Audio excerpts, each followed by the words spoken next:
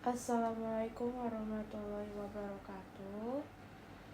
Perkenalkan, nama saya Putri Azhara Nafita. NIM 1020424105. Di sini saya akan menjelaskan mengenai sistem basis data toko serba ada sebagai pemenuhan ulangan tengah semester mata kuliah sistem basis data. Nah, di sini saya akan menjelaskan yang pertama yaitu bab 1 yaitu mengenai IRD, bab 2 yaitu relational model, bab 3 script DDL dan juga DML, bab 4 yaitu mengenai normalisasi. Nah, yang pertama saya akan menjelaskan mengenai bab 1 yaitu IRD.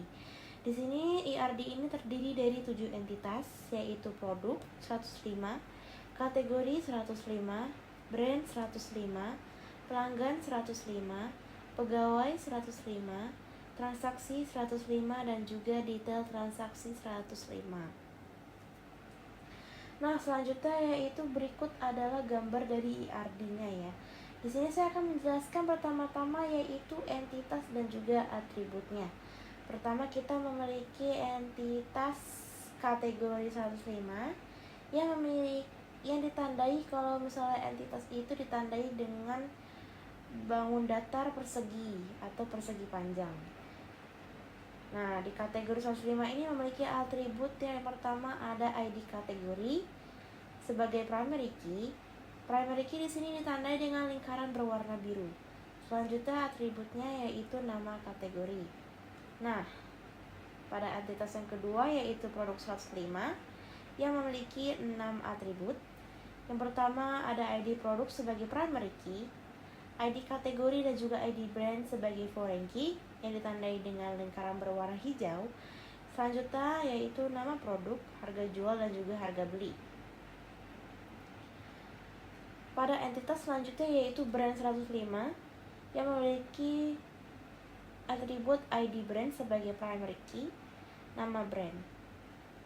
Pada entitas selanjutnya yaitu pelanggan yang memiliki 5 atribut, ID pelanggan sebagai primary key, nama pelanggan, poin, nomor HP dan juga email. Nah, selanjutnya yaitu pegawai 105. Di sini memiliki 6 atribut. Yang pertama yaitu ID pegawai sebagai primary key, nama pegawai, username, password, jabatan dan juga shift. Entitas selanjutnya yaitu transaksi 105. Di sini terdapat ID transaksi sebagai primary key, ID pelanggan dan juga ID pegawai sebagai foreign key, waktu transaksi. Selanjutnya yaitu detail transaksi, ID detail sebagai primary key, ID transaksi dan juga ID produk sebagai foreign key, jumlah dan juga subtotal. Nah, setelah menjelaskan entitas dan atributnya, saya akan menjelaskan relasi antar entitasnya. Yang pertama yaitu produk 105 dengan kategori 105 yang ditandai dengan relasi dikategorikan dalam dan many to one ya. Many to one. Penjelasannya yaitu mengapa? Karena banyak produk termasuk dalam satu kategori. Sebagai contoh, Indomie, Popmie, mie sedap itu semuanya terkategori makanan instan. Tapi setiap produk itu cuma memiliki satu kategori aja. Nah, selanjutnya yaitu produk 105 dengan brand 105 yang ditandai dengan diproduksi oleh. Jadi produk diproduksi oleh brand. Nah, many to one. Mengapa? Karena banyak produk bisa berasal dari satu brand. Sebagai contohnya, sabun, sampo, dan deterjen bisa dari Unilever, tapi satu produk hanya punya satu brand. Selanjutnya yaitu produk dengan detail transaksi ya. Produk dengan detail transaksi tercatat dalam many to one. Detail transaksi many to one. Karena itu jadi satu produk bisa muncul di banyak detail transaksi. Sebagai contohnya, Indomie goreng itu dibeli di transaksi A, B, C. Tapi tiap baris di detail transaksi itu hanya menyimpan satu produk aja. Nah, selanjutnya yaitu transaksi dan pelanggan yang ditandai dengan dilakukan oleh many to one. Karena banyak transaksi bisa dilakukan oleh satu pelanggan, tapi hanya satu transaksi hanya untuk satu pelanggan. Selanjutnya yaitu transaksi dengan pegawai many to one, dilayani oleh transaksi dilayani oleh pegawai. Karena banyak transaksi bisa ditangani oleh satu pegawai aja, misalnya kasir, tapi satu transaksi tidak bisa ditangani oleh banyak kasir ya dalam kasus ini. Nah, selanjutnya yaitu transaksi dengan detail transaksi, yaitu many to one juga. Jadi di dalam satu memuat transaksi. Satu transaksi terdiri dari banyak item atau barang disimpan di detail. Sebagai contoh, ID transaksi 01 TR01 isinya ada 3 barang. Maka muncul 3 baris di detail transaksi, tapi tiap detail hanya terkait ke satu transaksinya aja. Nah, selanjutnya saya akan menjelaskan mengenai bab 2 yaitu relational model, di mana model relasional ini disusun berdasarkan IRD sebelumnya. Setiap entitas direpresentasikan sebagai tabel dengan atribut dan kunci utama yang udah ditentukan. Nah, di sini yang misalnya sebelumnya di IRD itu entitas, dia akan menjadi tabel. Yang sebelumnya atribut akan menjadi kolom di dalam tabel. Relationship akan ditandai dengan foreign key, dan kunci kandidat atau primary key itu sama aja ya. Nah, primary key di sini ditandai dengan ikon lampu, dan kalau misalnya foreign key ini belah ketupat berwarna putih yang seperti ini. Nah, primary key di sini saya akan menjelaskan. Entitas kan menjadi tabel. Nah, di sini terdapat tabel brand 105, produk 105, kategori 105, pegawai 105, dan seterusnya. Nah, foreign key di sini itu untuk menghubungkan tabel. Relasi antar entitas di dalam ARD diimplementasikan melalui mekanisme foreign key dalam relational model. Jadi, foreign key-nya itu disimpan di sisi many. Kayak contohnya di sini saya akan menjelaskan di tabel produk 105. Di sini produk 105 menyimpan foreign key yaitu ID kategori dan juga ID brand. Nah, ID kategori ini kan terdapat dari tabel kategori 105, dan ID brand ini dari dari tabel brand 105. Nah, produk ini kan menyimpan foreign key, yang dimana kalau misalnya dia menyimpan foreign key, nah ini berarti dia many. Sedangkan yang diambil itu namanya di sisi one ya, berarti ini many to one. Jadi foreign key disimpan di sisi many. Produk yang menyimpan ID brand atau ID kategori. Nah, ini bisa juga ditunjukkan kalau misalnya many to one itu. Kalau misalnya many itu di dekat tabelnya itu ada bentuk garpu seperti ini. Nah, itu namanya many, sisi many. Dan sedangkan kalau misalnya one itu bentuknya seperti sama dengan. Nah, makanya di sini terdapat produk 105 dengan brand 105 many to one. Tabel produk 105 dengan kategori 105 itu juga many to one. Detail transaksi dengan produk 105 itu many to one. Detail transaksi dengan transaksi many to one. Pegawai transaksi dengan pegawai many to one. Transaksi dengan pelanggan juga many to one. Nah, di sini juga terdapat tipe data seperti varchar, decimal, integer, dan juga datetime. Varchar itu untuk teks seperti nama brand, nama produk, ya di detail. Selanjutnya juga ada integer, yaitu bentuk bilangan bulat seperti stok, jumlah. Selanjutnya ada decimal, yaitu untuk nilai dengan bentuk desimal, koma ya. Jadi ada subtotal, ada harga, dan juga datetime untuk waktu transaksinya. Nah, di sini saya akan menjelaskan bab 3 atau yang berisi DDL yang digunakan untuk mendefinisikan struktur tabel dalam database. Jadi dalam tab ini dibuatlah tabel-tabel yang telah diturunkan dari rancangan IRD dan ditubah menjadi relational model. Nah, ini scriptnya ya, pembuatan relational model. Nah, ini scriptnya, langkah-langkahnya pembuatan relational model sudah terbentuk sebelumnya. Nah, pertama-tama kita akan membuat database terlebih dahulu menggunakan sintaks create, yaitu membuat database baru yang bernama serba 105_db menggunakan titik koma terakhirnya kalau menutup. Dan juga use itu untuk menggunakan database-nya.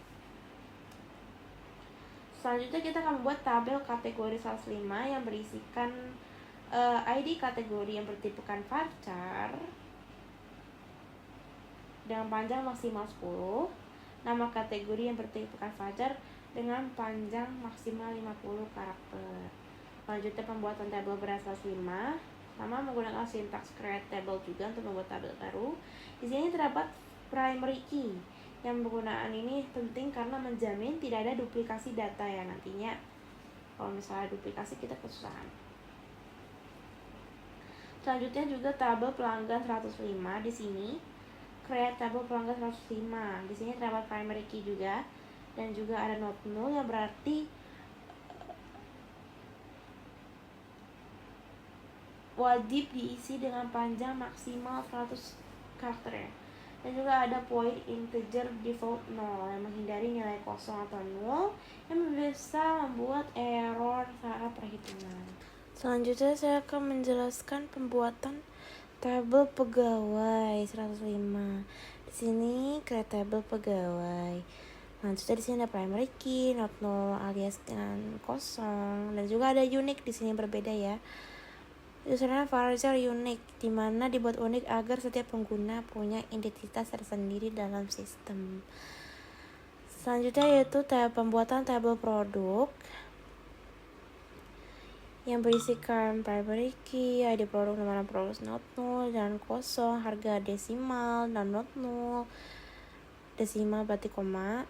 Nah di sini ada foreign key, yang dimana atributnya menjadi penghubung antar tabel, merujuk ke primary key di tabel lain.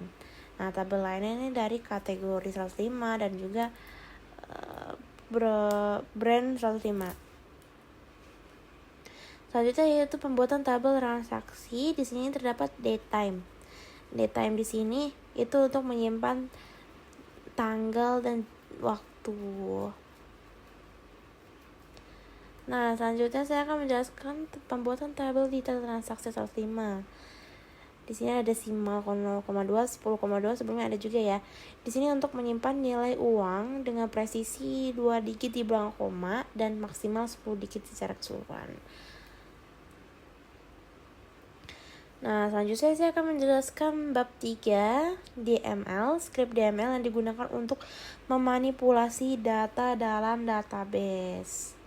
Nah, di sini sintaks seperti itu untuk menambahkan data atau values ke dalam tabel, dan sintaks select bintang from untuk menampilkan semua data pada tabel ya. Di sini ada insert into kategori. Berarti kita menambahkan 5 data kategori ke dalam 105. Nah, di sini ada 5 data, maksudnya ada 1 2 3 4 5.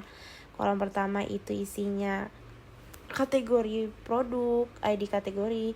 Lanjutnya itu ada nama kategori. Nah, hasilnya begini. Select from itu untuk menampilkan tabelnya.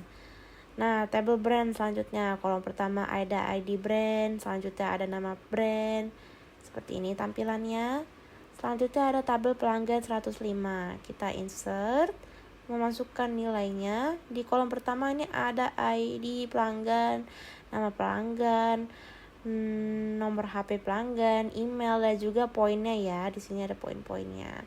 Nah, untuk menampilkan semua data pada tabel seperti ini bentukannya, tampilannya. Selanjutnya tabel pegawai. Di sini kita memasukkan 5 data juga.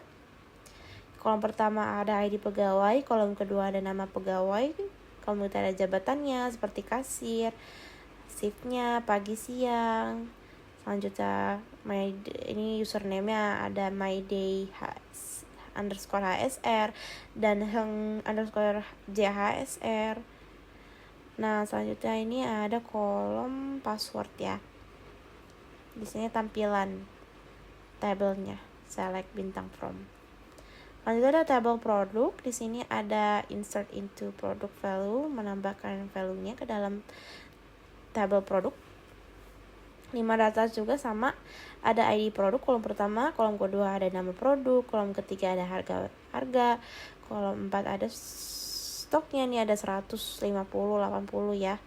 Kolom kelima ada ID kategorinya, foreign key ya nih, sama ID brand foreign key juga.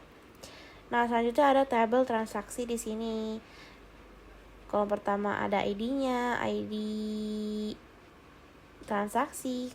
Kolom kedua ada ID pelanggan, kolom ketiga ada ID pegawai, dan juga ada waktu transaksi. Kita masukkan value-nya dan juga menampilkan tabelnya seperti ini. Sama ini seperti sama aja sebelumnya.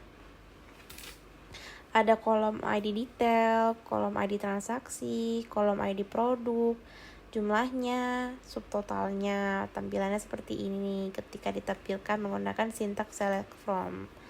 Kan bab 4 yaitu bentuk normalisasi ya, normalisasi.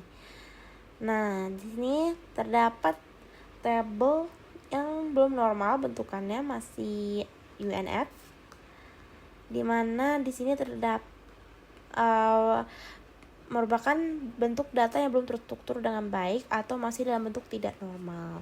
Terlihat adanya duplikasi data seperti ID transaksi, ID konsumen, ada nama konsumen yang muncul berulang untuk setiap produk yang dibeli. Nah, setelah kita olah menjadi first normal form yang sebelumnya itu yang UNF. Nah, syarat first normal form itu apa sih? Yang pertama ada setiap atribut harus memiliki nilai atomik atau tidak dapat dipecah lagi, alias per kolom tuh single datanya. Selanjutnya yaitu tidak ada kelompok berulang atau repeating groups. Selanjutnya juga harus ada kunci primer atau primary key yang unik. Nah, tabel di atas ini sudah memenuhi bentuk first normal form karena setiap kolom memiliki nilai tunggal atau atomik nih, udah sendiri-sendiri. Tidak ada kelompok berulang dalam satu kolom dan setiap baris dapat diidentifikasi secara unik dengan ID transaksi dan juga ID produk sebagai primary key. Meskipun demikian, masih terdapat redundansi data di mana informasi konsumen dan transaksi diulang untuk setiap produk yang dibeli dalam transaksi yang sama. Itu second normal form. Syaratnya apa? Sudah memenuhi 1 NF atau first normal form. Semua atribut non-key harus bergantung penuh pada seluruh primary key. Tidak boleh hanya sebagian primary key atau kita akan menghilangkan partial dependency ya. Nah, setelah itu kita perlu memecah untuk menghilangkan ketergantungan parsial tadi. Informasi konsumen dan waktu transaksi hanya bergantung pada ID transaksi, bukan pada kombinasi ID transaksi dan juga ID produk. Selain itu, informasi produk hanya bergantung pada ID produk. Oleh karena itu, tabel dipecah menjadi 3 ya. Informasi transaksi dan konsumen, tabel produk menyimpan informasi produk, dan tabel detail transaksi menyimpan hubungan antara transaksi dan produk beserta kuantitas dan juga total. Syaratnya yaitu memenuhi second normal form dan juga menghilangkan transitive dependency. Jadi tabel ini perlu dipecah lagi untuk menghilangkannya, di mana atribut non-key bergantung pada atribut non-key lainnya. Nama konsumen bergantung pada ID konsumen, tabel transaksi dipecah lagi. Sebelumnya kan ini ada nama konsumen. Nah, kita pecah jadi nama konsumen nggak ada di sini lagi. Kolom total di sini juga dihilangkan ya. Dihilangkan. Karena kolom total ini bisa didapat dari tabel detail transaksi. Dihitung dari kuantitas produk dikali harga produk nantinya ya. Selanjutnya itu hasilnya jadi ada 4 tabel transaksi yang memuat ID transaksi, ID konsumen, waktu transaksi, tabel detail transaksi, ID transaksi, ID produk, kuantitas, tabel produk, ID produk, nama produk dan harga, dan juga tabel konsumen. Hasilnya adalah 4 tabel terstruktur yang tabel konsumen, produk, transaksi, dan detail transaksi. Ini menghilangkan redundansi data dan mencegah adanya anomali operasional ya. Sekian dari saya. Mohon maaf jika ada kekurangan dan kesalahan. Assalamualaikum warahmatullahi wabarakatuh.